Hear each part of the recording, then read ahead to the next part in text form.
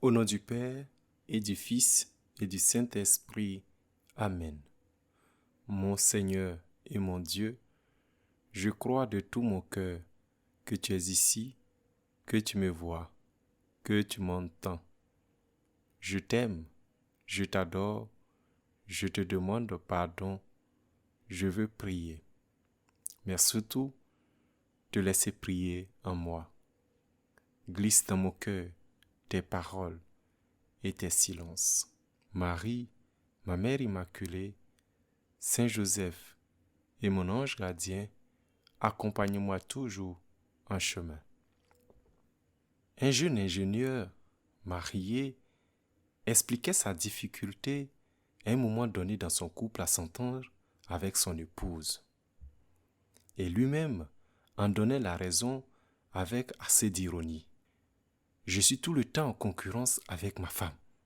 Je veux avoir un emploi qui paye mieux que le sien. Je veux que dans la maison, en toutes choses, je sois le meilleur, le premier, pour lui montrer que c'est moi l'homme. Écoutez-moi, j'ai passé toute ma vie à entendre les gens me dire « Tu es fort, tu excelles, tu es le major, tu es un génie à l'école. » J'ai fini par intégrer que je suis le plus fort et le meilleur. Devant ma femme, comment pourrais-je admettre qu'elle me fasse un reproche ou qu'elle ait quelque chose plus que moi? Ici, dit-il, au lieu de servir ma femme dans un don total de moi-même, c'est mon orgueil qui me conduisait. Je voulais me hisser au-dessus d'elle, la dominer. En fait, ce désir d'être grand, d'être au-dessus des autres, habite tous les hommes en fait. On veut être meilleur, mais si on y prend garde, nos intentions peuvent être obscurcies par cela. Et c'est un peu la scène qui se présente dans l'évangile d'aujourd'hui. Le Seigneur, dans l'angoisse, parle de sa passion et de sa mort à ses disciples. Pendant qu'il parle, deux d'entre eux introduisent une demande de siège privilégié. L'un à gauche et l'autre à droite. Quand le Seigneur sera dans sa gloire, il s'imagine quand il sera le roi ou le gouverneur ou un puissant du pays.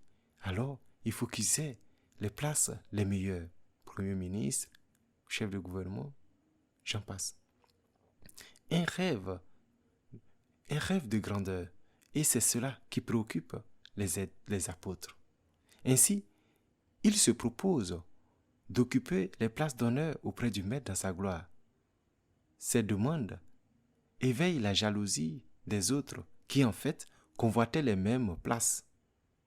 C'est dommage, Seigneur, que tes disciples soient en concurrence pour des places au point de ne plus t'écouter, de ne plus comprendre ce que tu essaies de leur faire comprendre, de leur faire entendre au cœur de ton angoisse. Tu leur parles de ta passion et de ta mort, et eux, ils se préoccupent des sièges et des honneurs. Mais ils n'ont pas vu ce à quoi tu les invitais.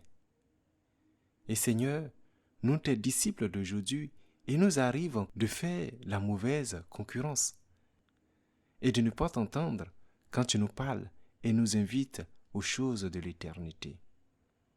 En fait, tu dois savoir que dans l'Église, la concurrence n'est pas en fait une mauvaise chose ou une bonne de fait. Elle est neutre, mais c'est l'orientation, la manière de faire qui permet de la qualifier. C'est comme deux élèves dans une classe qui sont en concurrence. Et c'est bien de vouloir travailler d'arrache-pied pour être le premier des classes. Si on travaille sincèrement pour y parvenir, c'est une belle concurrence où chacun aide son ami à faire sortir le meilleur de soi-même. Mais si cette concurrence doit pousser l'un d'entre eux à tricher pour pouvoir maintenir sa place dans la classe, alors, d'un point de vue moral, cette concurrence ne sert plus. Elle devient un mal qui nous éloigne de l'essentiel. Seigneur, en fait, la concurrence que tu attends de nous est celle qui se fait dans le service des autres. Celui qui veut devenir grand parmi vous, c'est à votre serviteur. Celui qui veut être parmi vous le premier sera l'esclave de tous. Car le Seigneur, le Fils de l'homme, n'est pas venu pour être servi, mais pour servir et donner sa vie en rançon pour la multitude. Seigneur, c'est cela, servir les autres. Et tu l'as si bien fait, toi-même, en nous montrant l'exemple. Tu es venu dans notre monde. Tu nous as enseigné la parole. Tu as guéri les malades. Tu as ressuscité des morts. Tu étais là avec tes disciples, partageant les joies et les peines, apportant consolation et réconfort. Tu étais l'ami des pauvres, l'ami des pécheurs, l'ami des riches, sans distinction de personne. Tu étais pour tout le monde et tu rendais service à tout le monde. Tu as appris à te sacrifier chaque jour, dans la faim, la soif, dans le dénuement. Tu étais là pour les autres, pour le bien de l'humanité. C'est cela, le véritable service. Et c'est cela qui fait la grandeur de l'homme. C'est cela qui hisse l'homme au-dessus de toutes choses. Et en même temps, qui nous rapproche de Dieu, du cœur de Dieu. L'Église enseigne que dans le domaine financier, par exemple, et je m'appuie sur la doctrine sociale de l'Église. Tu sais, il y a un document, le compendium de la doctrine sociale de l'Église, qui renferme quelques règles de l'éthique chrétienne qui peuvent guider l'homme dans son action sociale, de sorte qu'il puisse parvenir à faire une adéquation entre la parole de Dieu et les réalités de la société auxquelles il est confronté, surtout de valoriser la dignité humaine. Ainsi, l'Église fait comprendre que une concurrence dans le commerce qui défavorise les faibles et augmente l'écart entre les riches et les pauvres est donc une mauvaise concurrence parce que elle valorise le capital économique, financier au détriment du capital humain. Et l'Église pense que ce qui doit être fondamental, c'est le bien de l'homme. Et toute concurrence qui ne permet pas de rendre service aux hommes, aux riches, aux pauvres, à tout le monde en même temps, cette concurrence devient malsaine, elle est mauvaise. Et Seigneur, tu vois que dans notre monde d'aujourd'hui, nous sommes dans une forme de rivalité, de concurrence, où tout le monde veut gagner et gagner toujours plus. On se préoccupe de moins en moins du bien des autres. Oui, tout le monde veut être grand. Tu vois, le Seigneur fait comprendre qu'il ne faut pas rejeter carrément la concurrence. Il y a une concurrence à faire, celle du service.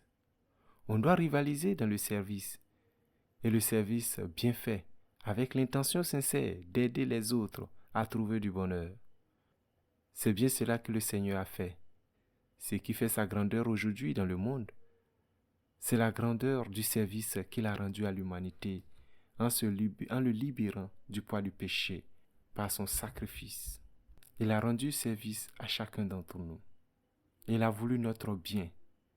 C'est l'exemple qui doit guider aussi tous ceux qui ont une parcelle de pouvoir ou qui désirent être grands. Et comme tous aspirent à la grandeur, cette manière de faire doit être un enseignement pour nous tous, qui doit guider nos choix. Chaque fois que nous rentrons en concurrence avec les autres, chaque fois que nous désirons une grandeur, j'aimerais avec toi imaginer une entreprise où les travailleurs rivalisent sur la ponctualité, l'honnêteté, le travail bien fait. Une famille où chacun est en concurrence avec les autres pour rendre plus de services, nettoyer la maison, faire la plonge, la lessive, ranger la chambre. Je voudrais que nous puissions imaginer une paroisse où chaque fidèle veut rendre service au maximum à l'Église, en se rendant disponible pour la chorale, pour les lectures, même en apportant ses moyens financiers pour réaliser un projet de la paroisse, en essayant d'aider autour de lui des personnes à entendre l'Évangile et à venir au Seigneur. de tels services, une telle concurrence, où chaque fidèle essaie d'envoyer le maximum de personnes à Jésus-Christ. Et j'aimerais partager avec toi ce rêve. Et je pense que tu peux le faire aujourd'hui même. Te mettre en concurrence pour le bien et toujours le bien. Je te remercie, mon Dieu, de tout ce que tu as semé dans mon cœur pendant ce moment de prière. Fais-le pousser et porter du fruit. Marie, ma mère immaculée, Saint Joseph et mon ange gardien, accompagne-moi toujours en chemin. Au nom du Père et du Fils et du Saint-Esprit. Amen.